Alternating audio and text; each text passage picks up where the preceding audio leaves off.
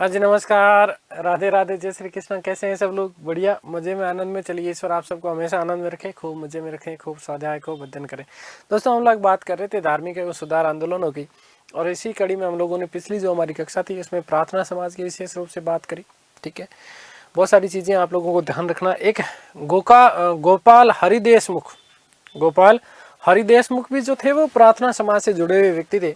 और गोपाल हरि देशमुख को पश्चिमी भारत के प्रथम समाज सुधारक के रूप में जाना जाता है, और इन्हें लोक हितवादी भी कहा जाता है। ये बात आप लोग विशेष रूप से कहीं नोट लगा करके इस चीज़ को लिख लेना भाई। ठीक है, चलिए आज हम लोग बात करेंगे थियोसॉफिकल सोसाइटी की।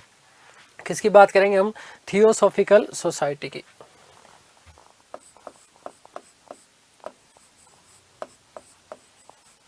थियोसॉफिकल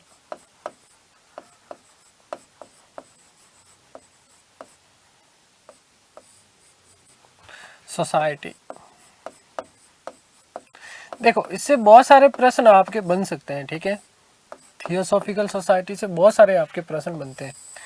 पहला प्रश्न तो ये आपका बन जाएगा कि थियोसॉफिकल सोसाइटी की स्थापना सबसे पहले कहाँ पर हुई। ठीक है ना, तो ये चीज़ आपको ध्यान रखना है। ठीक है, या फिर इसको घुमा करके पूछ लेंगे कि कौन सी ऐसी संस्था थी जिसकी स्थापना वस्तुतः भारत से बाहर हुई थी। भारत से बाहर हुई थी, तो इस स्थिति में ध्यान रखना कि थियोसॉफिकल सोसाइटी की स्थापना भारत से बाहर हुई। कब हुई है? 1875 में। कहाँ पर हुई है? न्यूयॉर्क में हुई थी। कहाँ पर हुई थी? न्यूयॉर्क में हुई थी। संस्थापक कौन थे? तो एक तो रूसी महिला थी, ठीक है ना, जिनका नाम मिलता है HP ब्लावेटेस्की। क्या नाम मिलता है? HP ब्लावेटेस्की, 1875 में। और इनके साथ में एक अमेरिकी व्यक्ति थे, कर्नल हुआ करते थे, MS अल्काट। इन दोनों ने मिलकर के वस्तुतः थियोसॉफिकल सोसाइटी की स्थापना की थी 1875 में। कहां पर की है? रूस में की है। फिर यदि हम बात करें तो इसके मुख्यालय की बात करते हैं। देखो, ये दोनों जो व्यक्ति हैं, ये दोनों व्यक्ति जनवरी 1879, मतलब 4 साल बाद में, स्थापना के 4 साल बाद में ये भारत पहुंचते हैं। ब्लाटेस्की जो है ये भारत से बहुत ज़्यादा प्रभावित थी, भारत के धर्म से बहुत ज़्यादा प्रभावित हुआ करती थी। जिस प्रकार से एनी बिसेंट की यदि हम बात करते हैं तो एनी बिसेंट वस्तुतः 1893 में भारत आई थी, आप लोगों को पता होना चाहिए, और भारत के धर्म से बहुत ज़्यादा प्रभावित थी और आकर के उसने हिंदू धर्म ग्रहण किया था। किसने? एनी बिसेंट ने। किसने? एनी बिसेंट ने 1893 में आ गई थी। वो शिकागो धर्म सम्मेलन के बाद में यहाँ भारत में आती है। ठीक है, खैर, तो थियोसॉफिकल सोसाइटी का मुख्यालय वस्तुतः अड़ियार बोले तो मद्रास के पास में मुख्यालय बनाया गया था 1882 में, और यही इसका अंतर्राष्ट्रीय कार्यालय भी बाद में स्थापित बना दिया गया। क्या उद्देश्य हुआ करता था इस थियोसॉफिकल सोसाइटी का, क्यों स्थापना की गई? तो एक तो प्राचीन हिंदू धर्म में के लोगों में आत्मविश्वास की जो कमी थी, इस आत्मविश्वास को जगाना चाह रहे थे। कौन? ब्लावेटेस्की और जो है अल्काट। ठीक है, इसीलिए जो है इन्होंने यहाँ पर इसका मुख्य अंतर्राष्ट्रीय मुख्यालय भी बनाया और बहुत सारी चीजें। साथ ही साथ धर्म जो था, इस धर्म को समाज सेवा का मुख्य आधार बनाना, भेदभाव का विरोध करना, ये सारी की सारी चीजों के लिए यहाँ पर थियोसॉफिकल सोसाइटी की स्थापना की गई थी। ध्यान रखना, ठीक है ना। देखिएगा कि स्थापना 1875 ईस्वी में, स्थापना 1875 ईस्वी, और सर्वप्रथम इसकी स्थापना जो है न्यूयॉर्क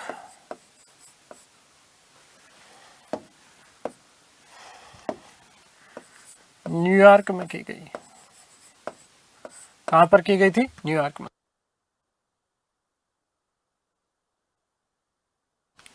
संस्थापक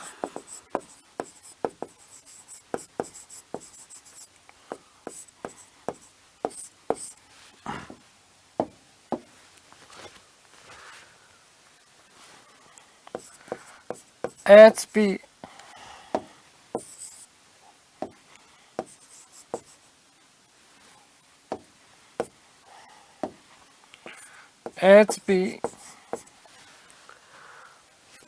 ब्लावेटेस्की। ये ध्यान रखना कि रूसी महिला थी, रूस की महिला थी। इसके साथ में याद रखना वह कर्नल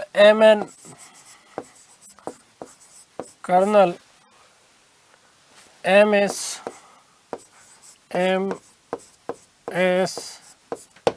अलकाट।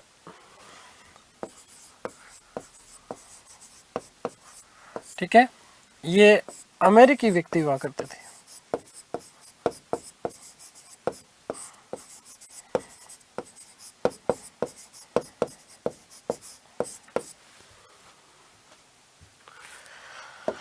ध्यान रखना कि जनवरी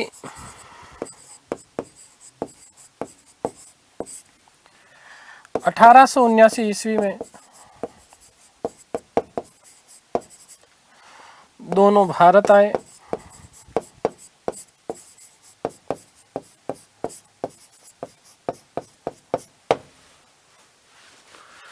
अठारह सौ 82 ईस्वी में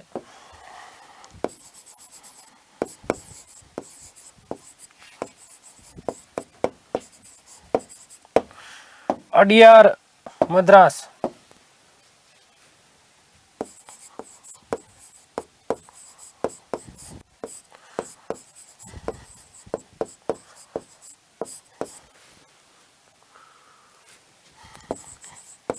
को मुख्यालय बनाया।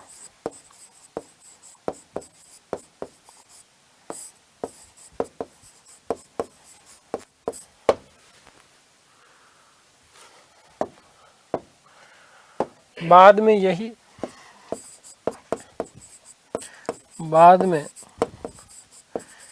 यही इसका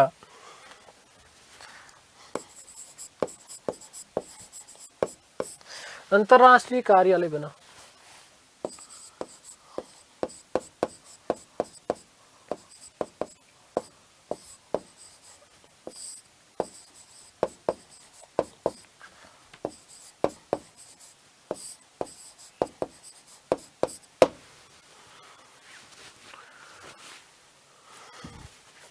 उद्देश्य की ध्यान रखना,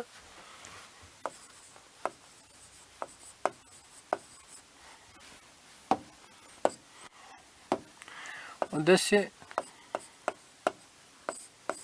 सनातन हिंदू धर्म के लोगों में, सनातन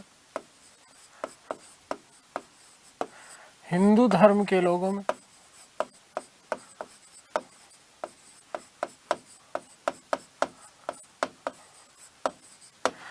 आत्मविश्वास जगाना।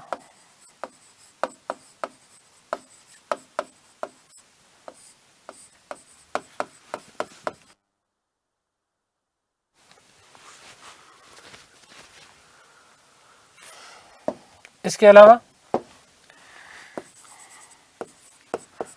जातिगत भेदभाव का विरोध करना,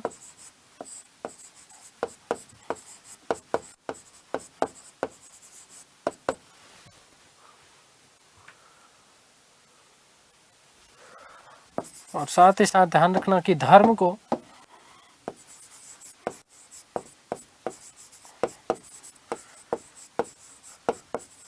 समाज सेवा का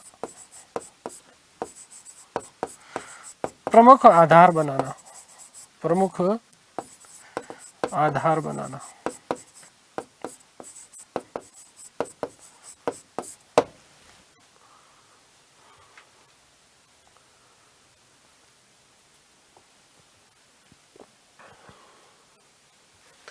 इनकी विचारधारा के बारे में हम बात करते हैं थोड़ी सी। विचारधारा क्या थी, देखो सुनो भाई। मुख्य उद्देश्य मैंने बताया कि प्राचीन जो सनातन हिंदू धर्म था, इस हिंदू धर्म के लोगों में विश्वास, आत्मविश्वास जगाना चाह रहे थे और इसीलिए इसकी स्थापना की गई। साथ ही साथ धर्म को समाज सेवा का मुख्य आधार बनाना और जातिगत जो भेदभाव था, इस भेदभाव को समाप्त करना चाहते थे।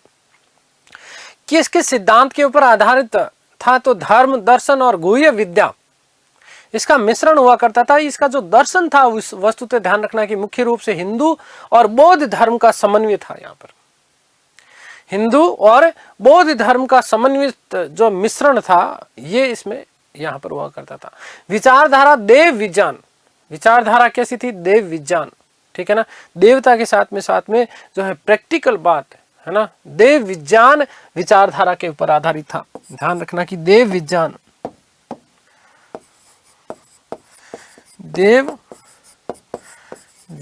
विचारधारा पर, ठीक है, देव विज्ञान विचारधारा पर आधारित था। हिंदू प्लस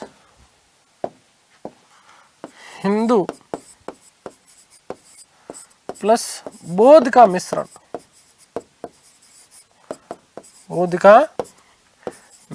था। ठीक है, आगे बात समझ में, हिंदू प्लस बौद्ध धर्म के मिश्रित तत्व थे और विज्ञान को इसके विचारधारा के साथ में जो है इन्होंने बिठाया। ये बात आप लोग विशेष रूप से ध्यान रखना। इनकी जो धार्मिक शिक्षा थी, इस धार्मिक शिक्षा के 4 प्रमुख बिंदु माने जाते हैं। ठीक है ना, धार्मिक शिक्षा के 4 प्रमुख बिंदु थे थियोसॉफिकल सोसाइटी के। पहली चीज, ईश्वर की एकता।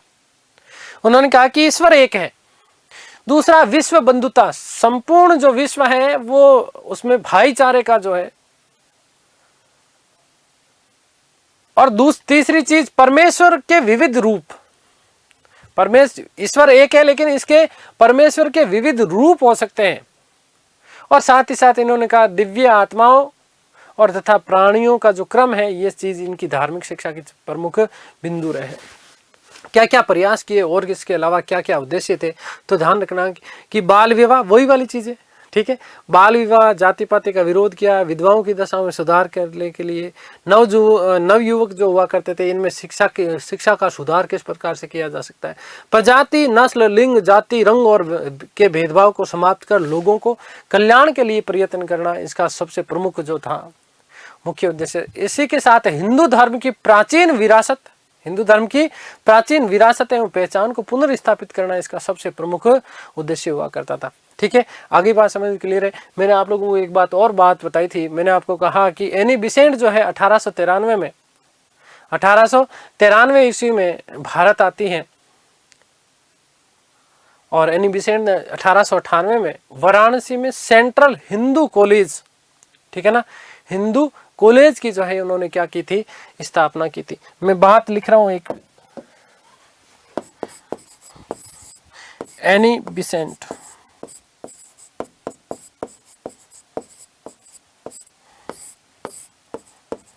ध्यान रखना कि 1893 ईस्वी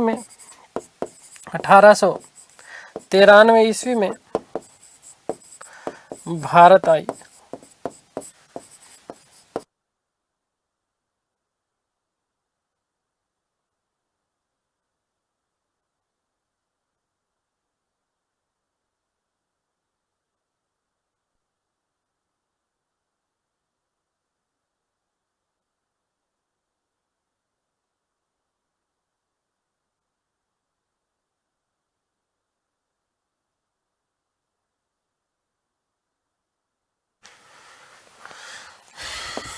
जो कि लंदन की मूल निवासी थी।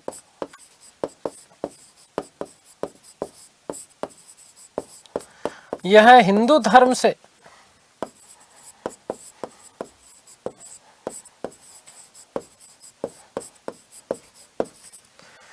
अत्यधिक प्रभावित थी।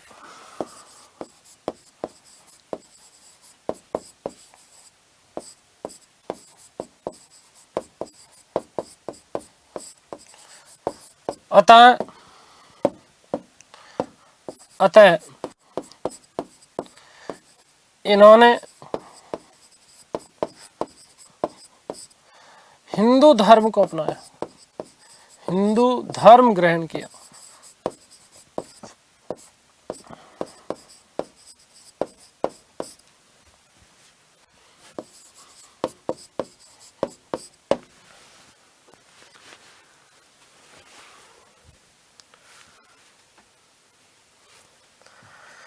एनी बिसेंट ने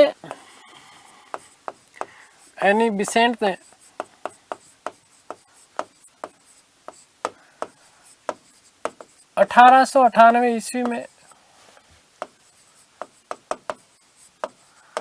वाराणसी में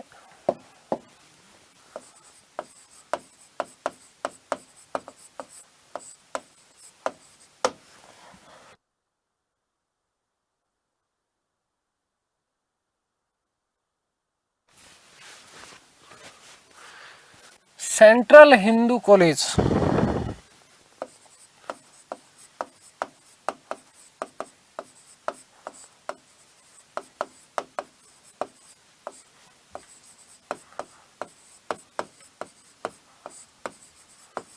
की नींव डाली। ये महत्वपूर्ण प्रश्न बनता है, ध्यान रखना कि सेंट्रल हिंदू कॉलेज की नींव किसके द्वारा डाली गई थी? एनी बेसेंट के द्वारा। कब डाली गई? 1898 ईस्वी में। आगे चल करके यही इसी कॉलेज को मदन मोहन मालवीय जी ने 1916 ईस्वी में बनारस हिंदू विश्वविद्यालय के रूप में विकसित किया था। याद रखिएगा कि आगे चलकर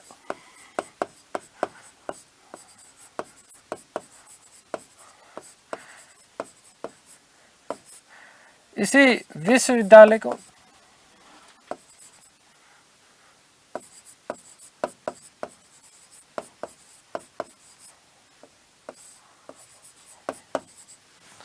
मदन मोहन मालवीय जी ने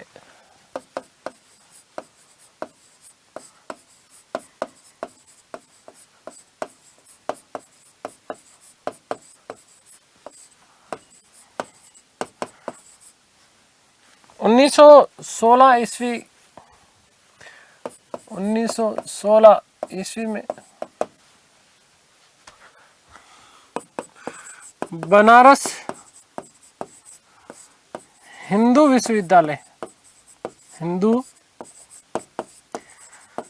विश्वविद्यालय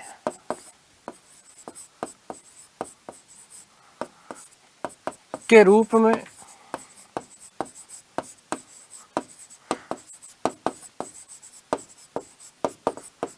विकसित किया।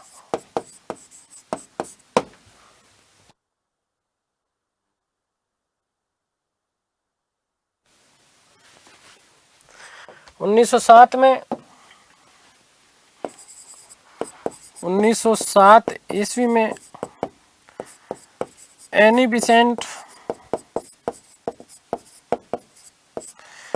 थियोसॉफिकल सोसाइटी की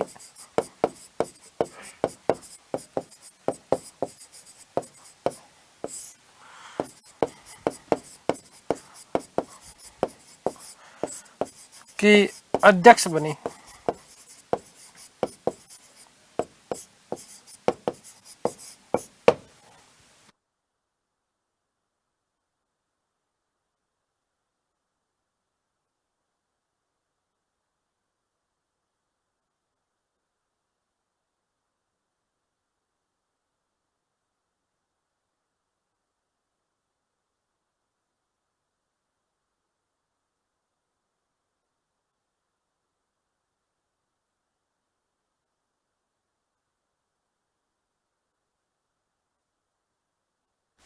एक चीज और ध्यान रखना कि 1917 ईस्वी में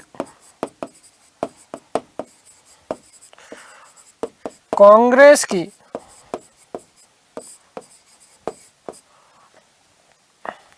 राष्ट्रीय अध्यक्ष बनी।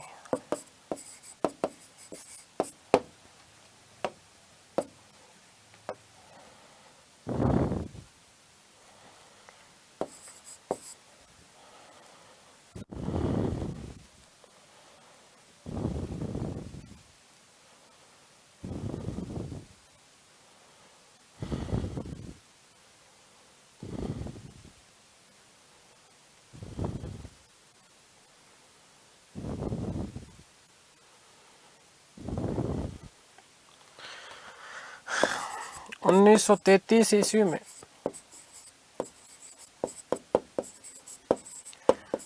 मृत्यु हो गई।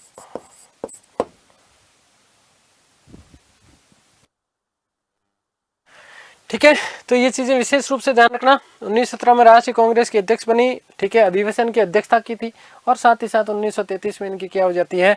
मृत्यु हो जाती है। तो ये ज्यादातर जो विशेष जो थे वो हमने सारे के सारे बात कर लिए। देखो, एक तो परमहंस मंडली का भी ध्यान रखना, एक कुछ छोटे मोटे और जो छोटे समाज है उनके बारे में जैसे हम बात करेंगे। देखो, परमहंस मंडली की स्थापना 49 ईस्वी में की गई थी, बम्बई में हुई थी। आत्माराम पांडुरंग, दादोबा पांडुरंग और बाल कृष्ण जयकर, ध्यान रखना, ठीक है। आगे बात समझ क्लियर है। इसके अलावा एक वेद समाज की हम लोगों ने चर्चा कर ली। एक याद रखना, देव समाज। कौन सा? देव समाज की स्थापना की गई थी 1887 में लाहौर में, और इसके संस्थापक थे शिव नारायण अग्निहोत्री, ठीक है ना। देव समाज, कौन सा? देव समाज।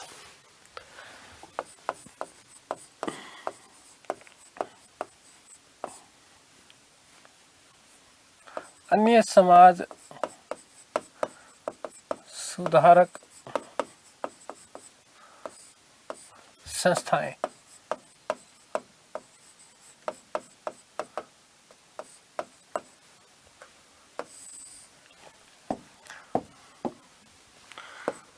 देव समाज,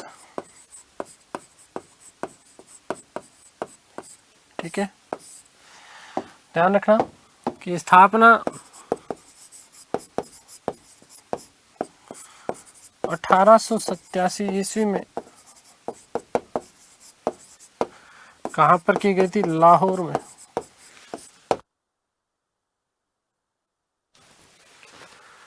संस्थापक शिव नारायण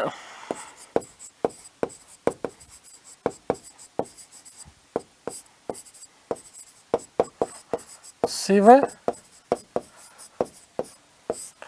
नारायण अग्निहोत्री, अग्निहोत्री, ठीक है। संस्थापक कौन थे? शिव नारायण अग्निहोत्री। आगे बात समझ में क्लियर है। इसके अलावा क्या चीज ध्यान रखोगे? देखो किस लिए, वही सारी चीजें हैं। उद्देश्य सबका एक ही है, आत्मा की शुद्धि हो गई, गुरु की श्रेष्ठता पर अच्छे मानवीय कार्य करने के लिए इसकी स्थापना की गई थी देव समाज के। तत्वबोधिनी सभा मोस्ट इंपोर्टेंट बनता है, मैं आप लोगों को बता चुका। 1839 में देवेंद्रनाथ टैगोर या देवेंद्रनाथ ठाकुर, एक ही बात है बेटा, ध्यान रखना। इसकी स्थापना की गई थी 1839 में तत्वबोधिनी की, ठीक है ना। कई और भी सदस्य हुआ करते थे, जैसे राजेंद्र लाल मिश्र हो गए, अक्षय कुमार दत्त हो गए, ईश्वर चंद्र विद्यासागर। कौन? ईश्वर चंद्र विद्यासागर जो थे वो तत्वबोधिनी सभा के जो है क्या हुआ करते थे? संस्थापक सदस्यों में से एक हुआ करते थे। एक याद रखना, धर्म सभा। क्या चीज? धर्म सभा।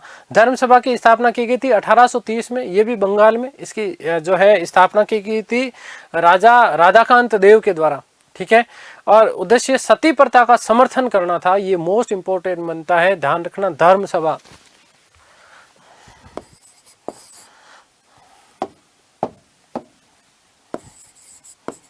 धर्म सभा, ठीक है। क्या चीज? अब क्योंकि ये कुछ संस्थाएं ऐसी जो थी वो ऐसे भी हुआ करती थी जो रूढ़िवादिता को जो है समर्थन करते थे। जब राजा राममोहन राय ने 1829 में लॉर्ड विलियम बेंटिक की सहायता से सती प्रथा को निषेध घोषित करवा दिया, तो उसी स्थिति में उस चीजों का विरोध करने के लिए धर्म सभा की स्थापना, उनको ऐसे लगा था कि ये हमारे धर्म के साथ में छेड़छाड़ है। 1812 ईस्वी के आसपास जब राजा राममोहन राय के भाई की मृत्यु हो गई थी, जगमोहन नाम था उनका, ठीक है। जगमोहन राय की जब मृत्यु हुई तो इन मृत्यु के बाद में उनकी जो भाभी हुआ करती थी उनको जबरदस्ती जो है लोगों ने सती बना दिया, जबरदस्ती सती कर दिया गया। उसी से आहत थे, उसी से पीड़ित थे, और राजा राममोहन राय ने इसके विरुद्ध कार्य भी किया था, ठीक है। तो अब कुछ लोग, क्योंकि समाज में अलग अलग विचारधारा होती है भाई, समाज है तो इसके ऊपर किसी तरह की कोई चीजों का रोक तो हम लगा नहीं सकते, इसलिए धर्म सभा की स्थापना की गई थी। जब 1829 में बंगाल में सती प्रथा को निषेध घोषित कर दिया गया तो उसको वापस लागू करने के लिए, ध्यान रखना, सती प्रथा का समर्थन करते थे राजा राधाकांत देव। 1830 में इसकी क्या की गई थी? स्थापना धर्म सभा की। किसकी? धर्म सभा की स्थापना 1830। स्थापना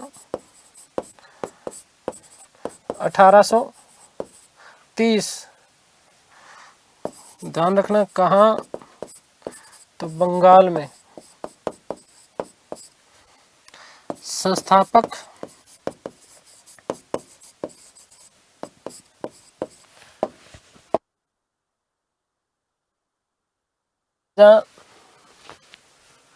राधाकांत देव, राधाकांत देव, ध्यान रखना मोस्ट इंपोर्टेंट है, ये इंपोर्टेंट तथ्य बन जाता है आपका परीक्षा के दृष्टिकोण से कि सती प्रथा का समर्थन उद्देश्य क्या था?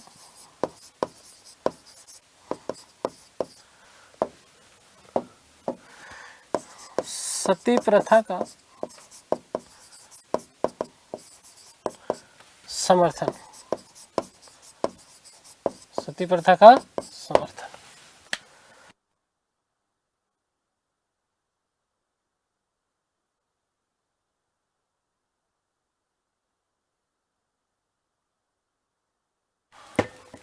ठीक है, ध्यान रखना इन चीजों का। अब नेक्स्ट हम बात करेंगे, एक तो भारत सेवक संघ की स्थापना मोस्ट इंपोर्टेंट है, इंपोर्टेंट कर लेना इसको।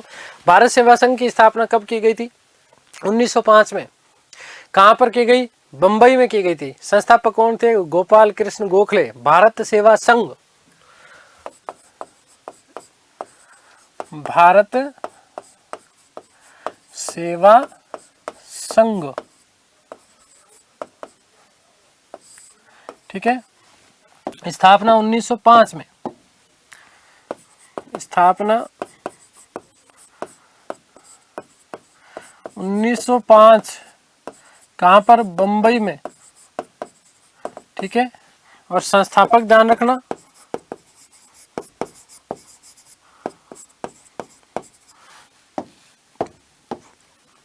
गोपाल कृष्ण गोखले, गोपाल कृष्ण गोखले, ठीक है। एक देखो भारत सेवा संघ से मिलता जुलता नाम आएगा सामाजिक सेवा संघ। क्या चीज? सामाजिक सेवा संघ। सामाजिक सेवा संघ की स्थापना 1921 में हुई है। कहां पर? बंबई में। लेकिन संस्थापक नारायण मल्हार जोशी। सामाजिक सेवा संघ,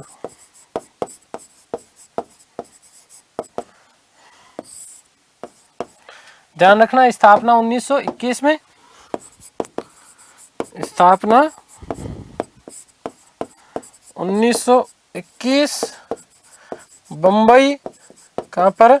बंबई। और संस्थापक नारायण मल्हार जोशी। संस्थापक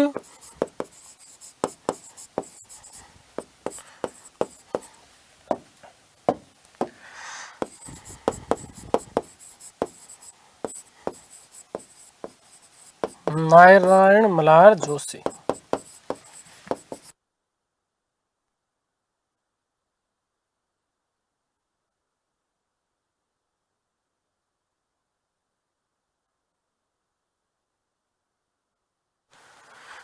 ठीक है, अगली बात समझ में क्लियर है? इसके अलावा कुछ और संस्थाएं इधर लिख देता हूं मैं, ठीक है। एक शब्द याद रखना, सेवा समिति। क्या चीज? सेवा समिति, जिसकी स्थापना की गई थी 1914 में इलाहाबाद में हृदयनाथ कुंजरू। हृदयनाथ कुंजरू।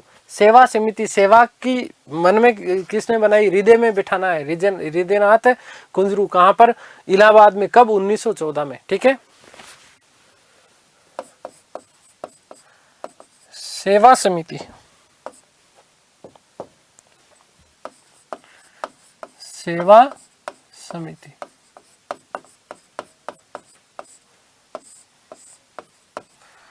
स्थापना 1914 में हुई, इलाहाबाद में। इसके जो संस्थापक थे वो हृदयनाथ कुंजरू।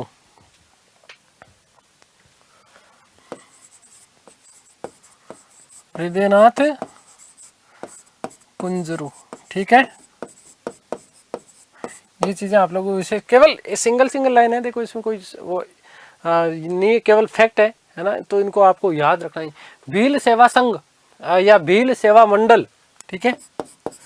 क्या चीज? भील सेवा मंडल, भील सेवा मंडल, सेवा मंडल, ठीक है। इस भील सेवा मंडल की जो स्थापना की गई थी वो की गई थी 1922 में बंबई में। अमृतलाल और विठल दास, अमृतलाल और विठल दास। स्थापना 1922 में।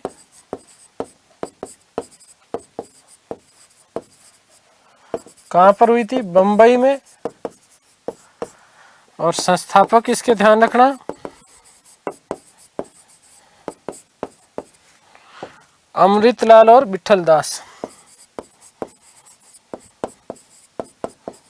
अमृतलाल व विठल दास। विठल दास।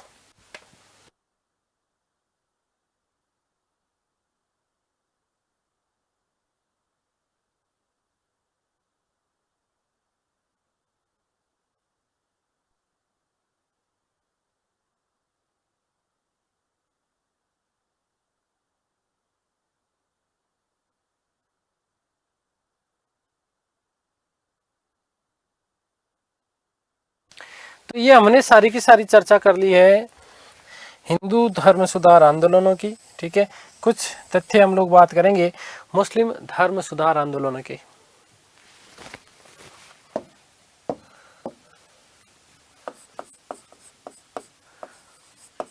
मुस्लिम धर्म सुधार आंदोलन।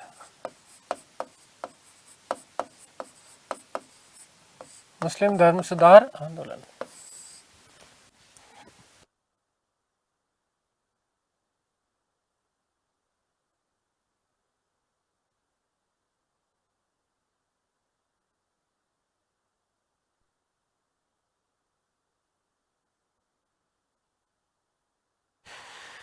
एक तो भाई देखो, मुस्लिम धर्म सुधार आंदोलन से की बात करने से पूर्व कुछ और भी मैं बातें करना चाहता हूं। जैसे कुछ विशेष समाज सुधारक महात्मा ज्योतिबा फुले, उनकी बात करे बिना तो मामला बैठेगा नहीं, तो ये बात अपन बाद में करेंगे। ठीक है, पहले कुछ धर्म सुधारकों की हम लोग बात कर लेते हैं। अन्य धर्म सुधारक, अन्य धर्म सुधारक।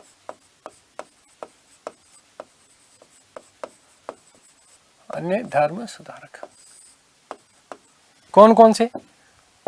सबसे पहले बात करेंगे महात्मा ज्योतिबा फुले की। महात्मा ज्योतिबा फुले। ज्योतिबा फुले। ठीक है, देखो, क्योंकि यहां से हो सकता है आपका प्रश्न बन जाए, तो मैं चाहता नहीं हूं कि कोई भी आपका पॉइंट छोड़ा जाए। ठीक है, तो देखो, महात्मा ज्योतिबा फुले की यदि हम बात करते हैं तो भारत के सबसे महान समाज सुधारकों में से एक माना जाता है महात्मा ज्योतिबा फुले।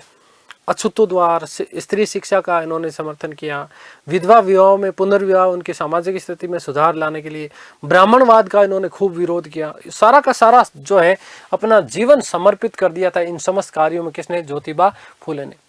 वीर सावरकर जो थे, इन वीर सावरकर जी ने इन्हें क्रांतिकारी समाज का सुधारक कहा, और महात्मा गांधी जी ने इन्हें वास्तविक महात्मा कहकर के संबोधित किया था। इन्हीं ज्योतिबा फुले ने 24 सितंबर 1873 को सत्यशोधक समाज की स्थापना की थी। ठीक है, ध्यान रखना, ये विशेष बात बन जाती है। क्या? एक तो दो चीजें ध्यान रखना। एक तो वीर सावरकर ने क्रांतिकारी समाज सुधारक कहा इन्हें। फूले जी को ध्यान रखना कि फूले जी को इन्हें वीर सावरकर ने, इन्हें वीर सावरकर ने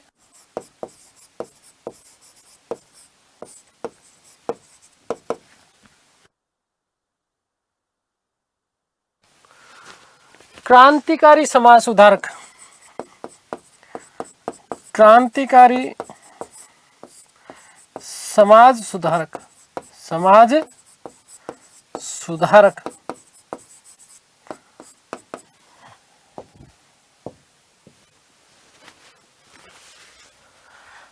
दूसरी चीज ध्यान रखना कि महात्मा गांधी ने, महात्मा गांधी ने इन्हें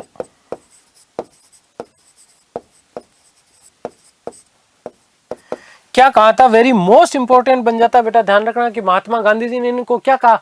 वास्तविक महात्मा। क्या कहा था? वास्तविक महात्मा कहकर के संबोधित किया था। किसको? फूले जी को। ठीक है, वास्तविक महात्मा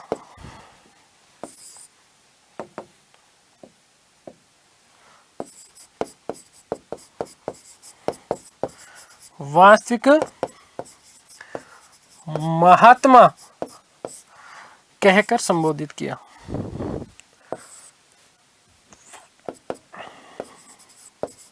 कहकर संबोधित किया था। ठीक है, ये बात आप लोग विशेष रूप से ध्यान रखना। वास्तविक महात्मा की उपाधि किसने दी थी? गांधी जी ने। जबकि क्रांतिकारी समाज सुधारक की उपाधि इनको किसने दी? वीर सावरकर ने। किसने दी? वीर सावरकर ने। सत्य शोधक समाज की स्थापना की थी 24 सितंबर 1873। फूले साहब ने, फूले जी ने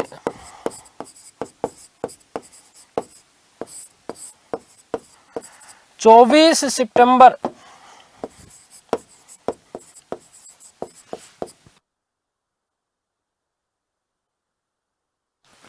1873 ईस्वी को, 73 ईस्वी को, ये इंपॉर्टेंट कर लेना आप, सत्य शोधक समाज की स्थापना की। सत्य शोधक समाज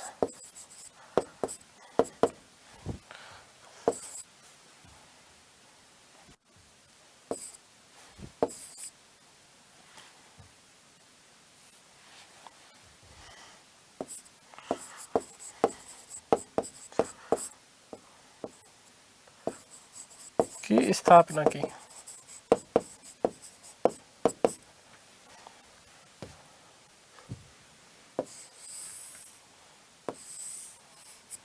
ठीक है, किसकी स्थापना की है?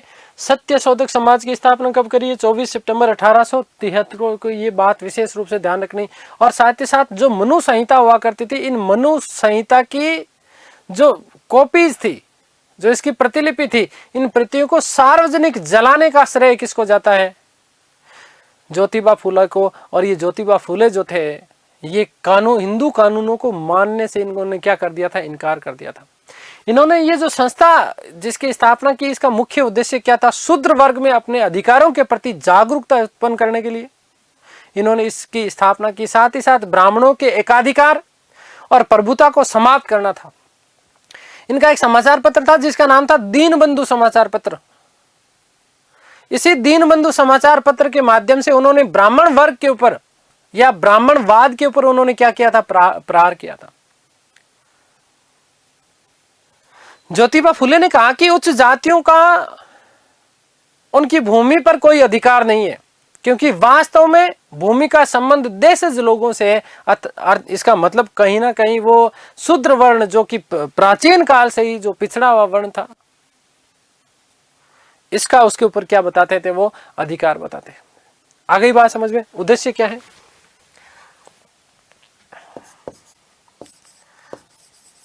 उद्देश्य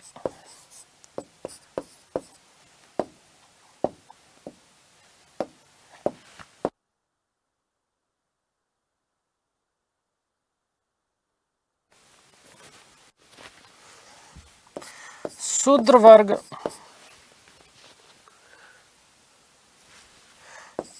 को अपने अधिकारों के प्रति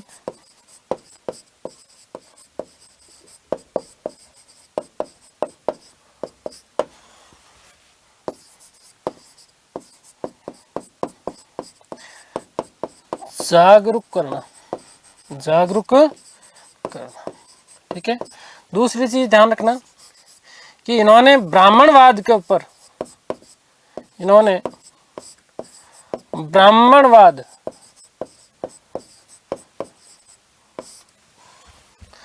पर प्रहार किया।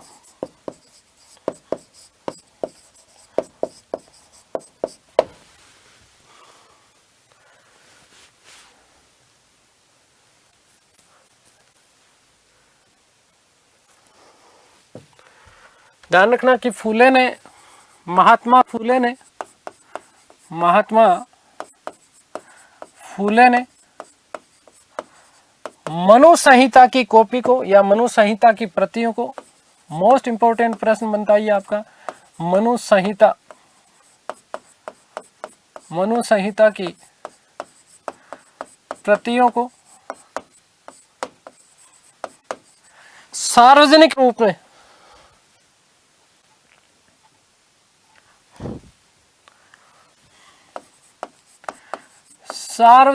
से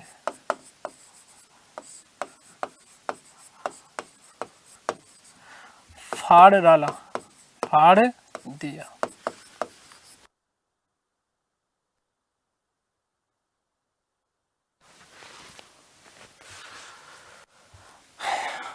तथा उन्हें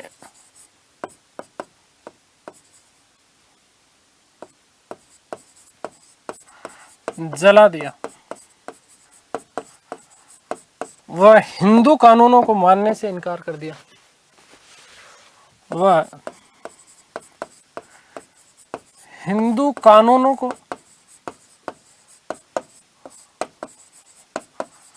मानने से इनकार कर दिया, मानने से इनकार कर दिया। ठीक है, most important, very most important ये प्रश्न बन सकता है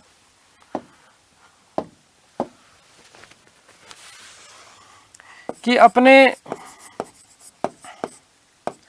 दीन बंधु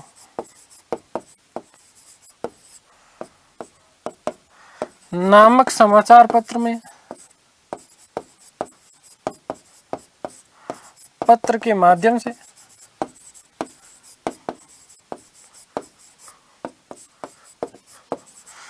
ब्राह्मणवाद का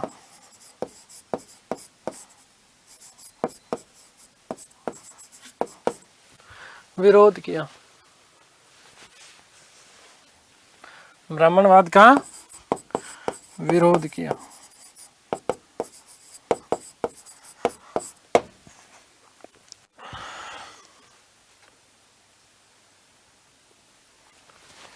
ठीक है, आगे बात समझ। एक सबसे मोस्ट इंपोर्टेंट एक प्रश्न और कौन सा बनता है, देखो ये सीटेट 2014 में पूछा हुआ प्रश्न है, गुलामगिरी पुस्तक के रचयिता कौन है। ठीक है, तो गुलामगिरी पुस्तक किसने लिखी थी, महात्मा फूले ने। किसने, ज्योतिबा फूले ने गुलामगिरी पुस्तक लिखी थी। ठीक है, और अमेरिका के गुलामों को मुक्ति दिलाने के लिए संघर्ष करने वालों को समर्पित किया था इस गुलामगिरी को। ठीक है, तो ध्यान रखना, लिखी कब, 1873 में। कब लिखी है, 1873 में उन्होंने गुलामगिरी नामक पुस्तक का प्रकाशन किया था, गुलामगिरी पुस्तक लिखी थी। वस्तुतः ये किसको समर्पित थी, अमेरिका में जो है गुलामों को मुक्ति दिलाने के लिए जिन लोगों ने संघर्ष किया उन लोगों को उन्होंने क्या की थी, इसको समर्पित किया था। गुलामगिरी पुस्तक के लेखक कौन है, सीटेट 2014 के पेपर में ये प्रश्न पूछ लिया गया था,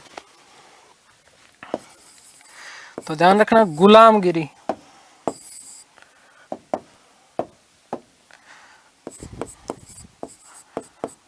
गुलामगिरी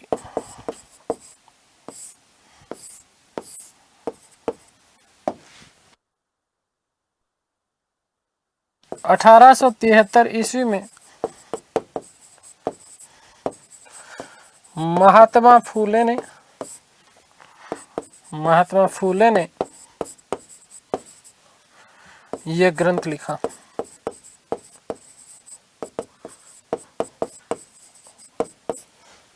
और ध्यान रखना कि इसे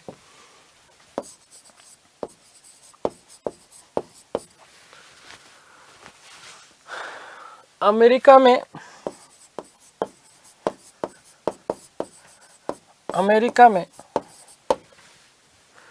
गुलामों को मुक्ति दिलाने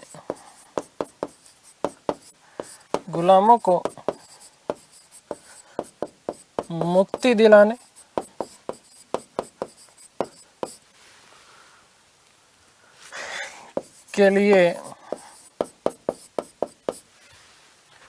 संघर्ष करने वालों को समर्पित किया। संघर्ष करने वालों को समर्पित किया।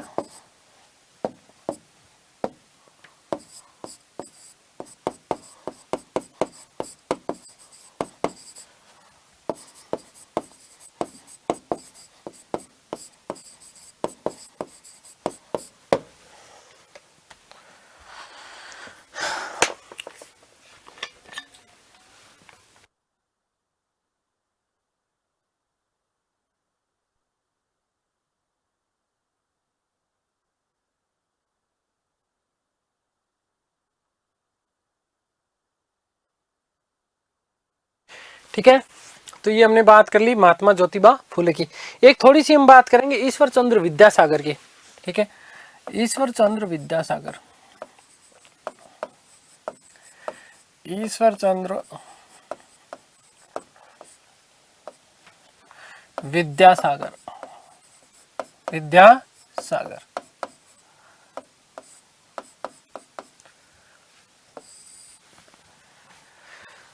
देखिएगा, बंगाल में पुनर्जागरण के मुख्य स्तंभ माने जाते हैं कौन? ईश्वर चंद्र विद्यासागर। बंगाल के पुनर्जागरण के अग्रदूत माने जाते हैं कौन? ध्यान रखना, ईश्वर चंद्र विद्यासागर। इनका जन्म जो हुआ वो वीर सिंह नामक गांव हुआ। ठीक है, वर्तमान में पश्चिम बंगाल में है, ये मेदिनीपुर के नाम से विख्यात है। 26 सितंबर 1820 को इनका जन्म हुआ था। इनके पिताजी का नाम ठाकुरदास बंदोपाध्याय और माताजी का नाम भगवती देवी था। ठीक है, देखना जन्म कब हुआ है, इनकी डेट मिलती है 26 सितंबर 1820। 26 सितंबर 1820 को।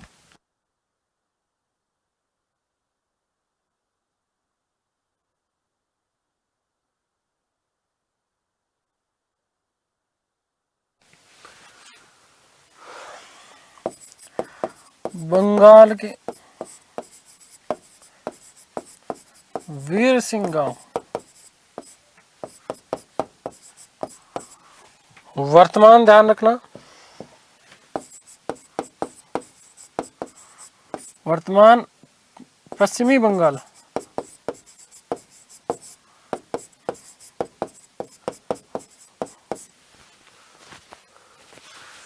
और क्या है इसका नाम? मेदिनीपुर। क्या है? मेदिनीपुर।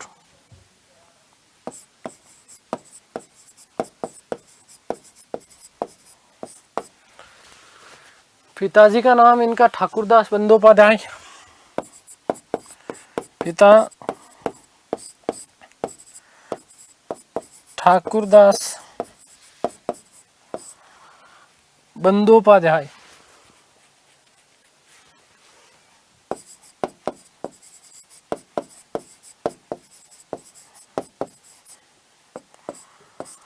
माताजी की यदि बात करें इनकी,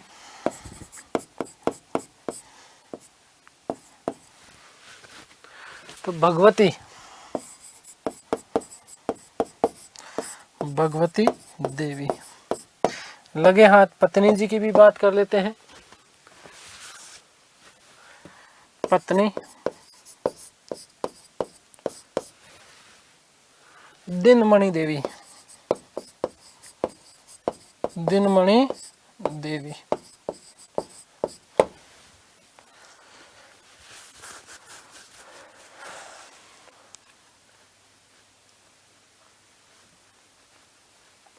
देखो ध्यान देना, इनके पुत्र का नाम मिलता है नारायण चंद्र बंदोपाध्याय। पुत्र का नाम क्या था? नारायण चंद्र बंदोपाध्याय। और इन्हीं नारायण चंद्र जी ने विद्या जो है, इनके पुत्र का नाम क्या है? नारायण चंद्र बंदोपाध्याय। अच्छा, विशेष रूप से ध्यान रखना कि विद्यासागर जी ने बांग्ला वर्णमाला लिखी थी। बांग्ला वर्णमाला किसको लिखने का श्रेय किसको जाता है? तो विद्यासागर को जाता है। और इसका प्रयोग वर्तमान समय में भी होता है। इतने ज्यादा महान ये विद्वान हुआ करते थे कि इनकी विद्वता से जो है प्रसन्न होकर के कलकत्ता संस्कृत कॉलेज में इन्हें विद्यासागर की उपाधि दी गई थी।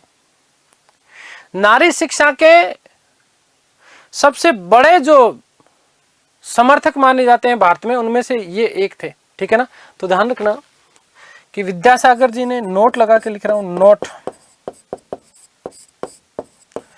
कि विद्यासागर जी ने विद्यासागर की उपाधि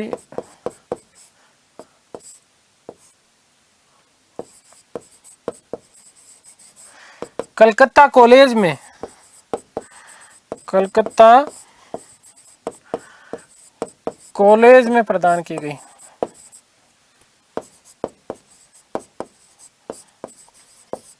और साथ ही साथ ध्यान रखना कि इन्होंने बांग्ला वर्णमाला इन्होंने बांग्ला वर्णमाला,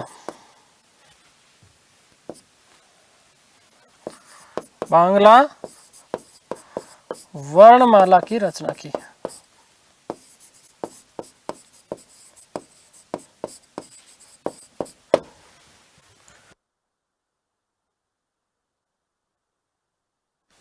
ठीक है, आगे बात समझ में। तो इस स्त्री उत्थान के लिए इन्होंने अपने पूरा का पूरा जीवन क्या कर दिया था, समर्पित कर दिया था। बेथुन स्कूल की स्थापना इन्होंने की, बेथुन स्कूलों की स्थापना की थी स्त्री शिक्षा के लिए। ठीक है ना, तो ध्यान रखना कि स्त्री शिक्षा हेतु, स्त्री शिक्षा के प्रबल समर्थक थे, प्रबल समर्थक थे। इन्होंने बेथुन स्कूलों की स्थापना की, बेथुन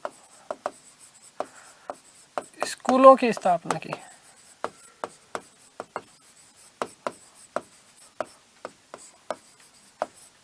ठीक है, तो स्त्री शिक्षा के लिए जीवन समर्पित किया। 1855-56 ईस्वी के आसपास लॉर्ड डलहौजी से मिलकर के, लॉर्ड डलहौजी से मिलकर के हिंदू विधवा पुनर्विवाह अधिनियम, हिंदू विधवा पुनर्विवाह अधिनियम पारित करवाया गया। इन्हीं के प्रयास थे। वस्तुतः ये कैनिंग के समय लागू हुआ, कानूनी रूप से 25 जुलाई 1856 ईस्वी के आसपास जो है कानूनी रूप से इसको लागू कर दिया गया। और लागू करने के बाद इन्होंने अपने इकलौते पुत्र का विवाह, अपना जो इनका पुत्र था नारायण चंद्र बंदोपाध्याय, इस नारायण चंद्र का अपना पुत्र का जो है विवाह उन्होंने एक विधवा से किया। और पहला कानूनी विधवा पुनर्विवाह कोलकाता में दिसंबर 1856 में जो है संपन्न हुआ था। इस प्रकार से संपूर्ण अपना जीवन जो है इन्होंने स्त्री शिक्षा के लिए समर्पित कर दिया। इनकी जो कर्म भूमि मानी जाती है वो झारखंड का जामतारा जिले का करमाटारा, झारखंड जामतारा का करमाटारा नामक जो स्थान है वो इनकी कर्म भूमि मानी जाती है। और इसी कारण इस करमाटारा स्टेशन का जो नाम है रेलवे स्टेशन का, उनका इन्हीं के सम्मान के लिए विद्यासागर रेलवे स्टेशन इनका नाम रख दिया गया। ठीक है, आगे बात समझ में क्लियर है। तो ये बात आप लोग विशेष रूप से ध्यान रखिए का विद्यासागर जी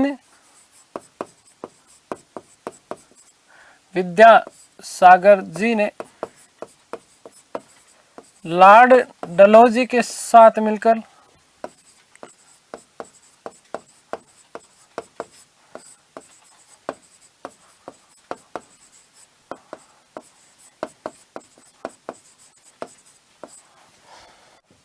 या फिर मैं ये बात लिखूं,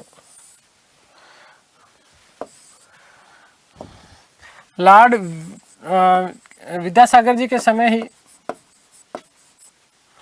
या विद्यासागर जी के प्रयासों से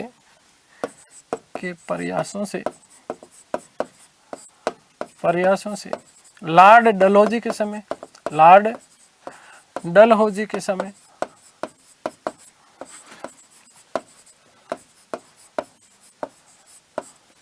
हिंदू विधवा पुनर्विवाह अधिनियम 1856, हिंदू विधवा पुनर्विवाह अधिनियम, विधवा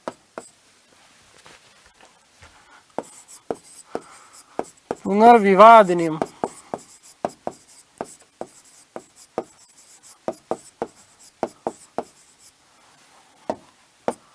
अधिनियम पारित किया गया, जिसे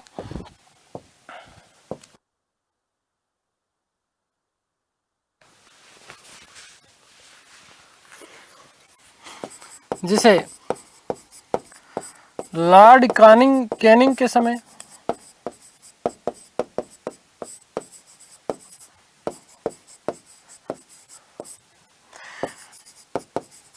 कानूनी अधिकार प्रदान किया गया।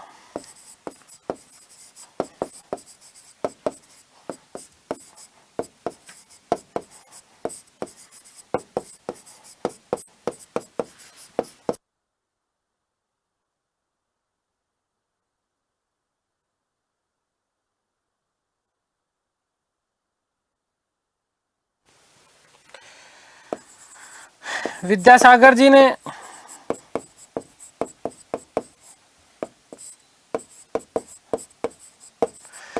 अपने एकमात्र पुत्र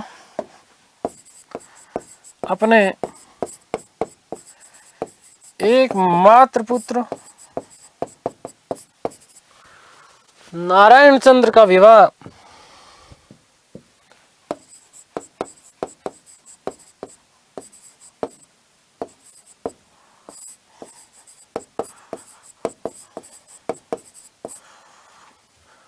एक विधवा के साथ करवाया।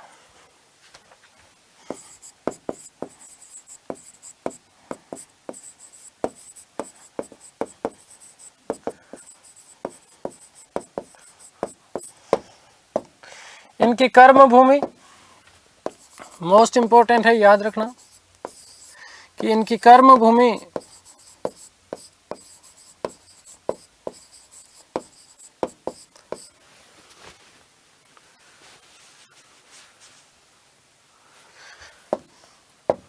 झारखंड स्थित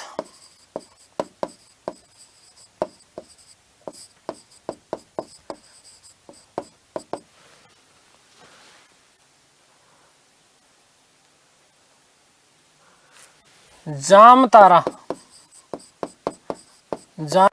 जिले का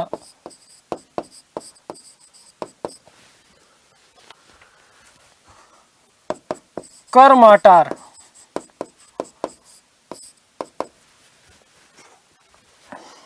नामक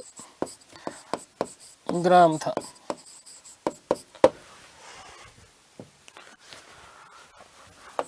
इंपॉर्टेंट कि करमाटार रेलवे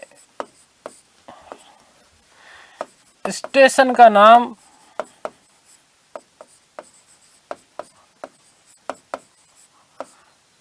विद्यासागर के सम्मान में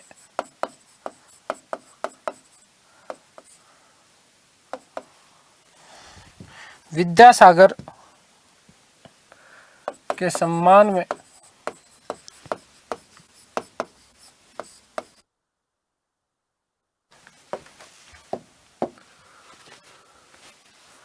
विद्यासागर रेलवे स्टेशन रखा गया है। विद्यासागर रेलवे स्टेशन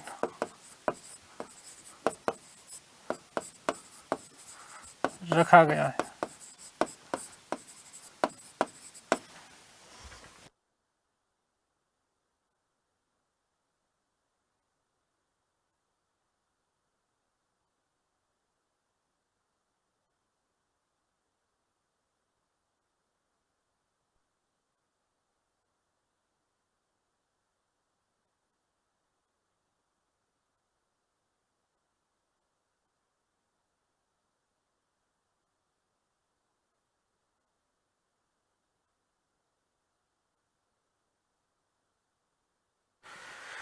ठीक है, तो ये हमने बात कर ली विद्यासागर जी की।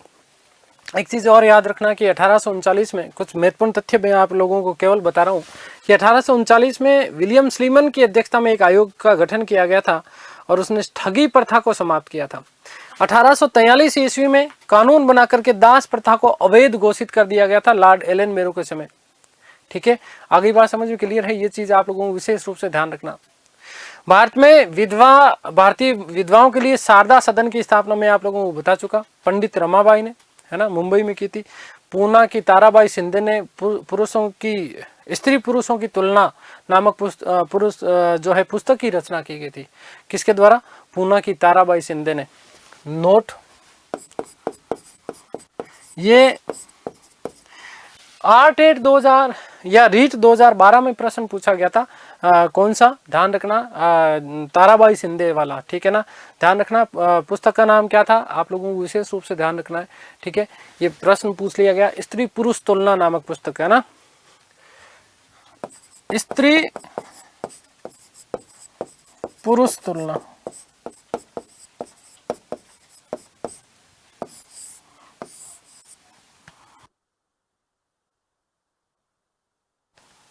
नामक ग्रंथ की रचना, नामक ग्रंथ की रचना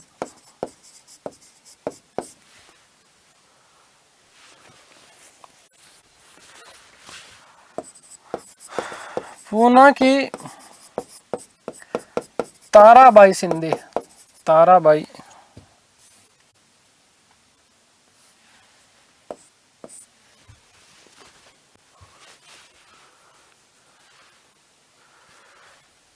ताराबाई शिंदे ने की।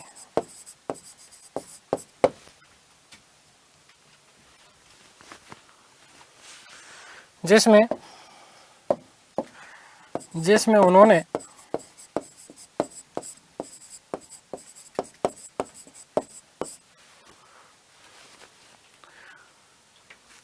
पुरुषों व महिलाओं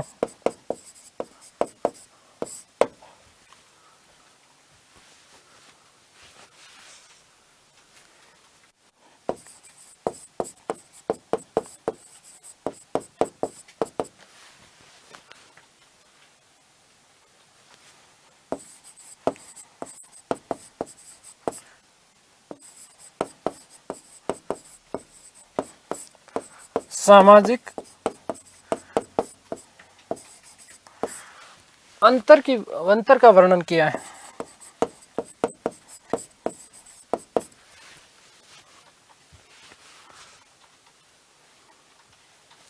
अंतर का वर्णन किया है, ठीक है। अगली बात समझ, ये मोस्ट इंपोर्टेंट प्रश्न बन जाता है, ये 2012 रीट में पूछा हुआ है, ठीक है।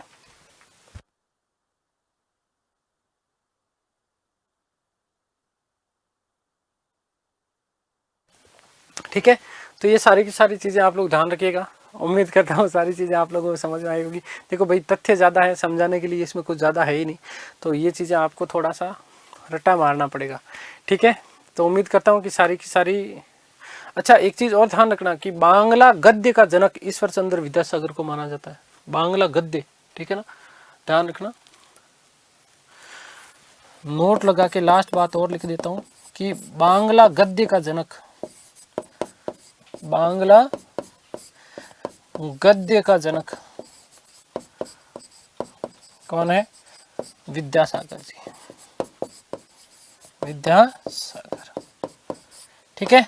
तो उम्मीद करता हूँ कि सारी की सारी चीज़ें आप लोगों को समझ में आई होगी। ईश्वर से प्रार्थना करता हूँ कि आप सब स्वस्थ रहें, मस्त रहें, तंदुरुस्त, आह्लादित और प्रसन्नचित रहें। इस राष्ट्र की संपूर्ण खुशी आपको और आपके परिवार को मिले। मिलते हैं अगली क्लास में, तब तक के लिए सभी को धन्यवाद, नमस्कार, थैंक यू सो मच।